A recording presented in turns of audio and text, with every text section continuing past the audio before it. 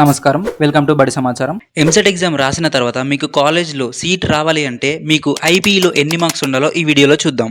ఎప్సెట్ 2024 యొక్క అఫీషియల్ నోటిఫికేషన్లో చూసుకుంటే ఐపీఈలో లాంగ్వేజెస్లో కాకుండా సబ్జెక్ట్స్లో ఎస్సీ, ఎస్టీ, బీసీ వాళ్ళకైతే 40% మార్క్స్ అండ్ ఓసీ వాళ్ళకైతే 45% మార్క్స్ ఉండాలి. ఈ మార్క్స్ పర్సంటేజెస్ క్యాల్కులేషన్స్ అన్ని వివరంగా చెప్తాను, చూస్తూనే ఉండండి.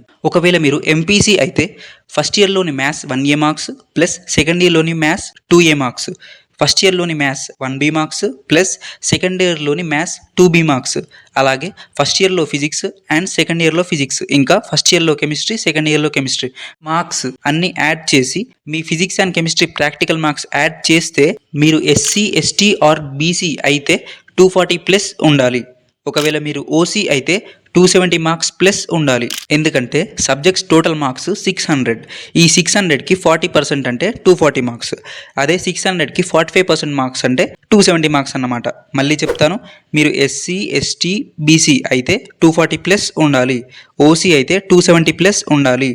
మీరు బైపీసీ అయితే మీరు botany first year marks plus botany second year marks plus botany practical marks, అలాగే జువాలజీ, ఫిజిక్స్, కెమిస్ట్రీ సబ్జెక్ట్స్వి కూడా first year marks plus second year marks plus practical exam marks అన్నీ కలిపితే మీకు ఎస్సీ, ఎస్టీ, బీసీ అయితే 240 plus ఉండాలి.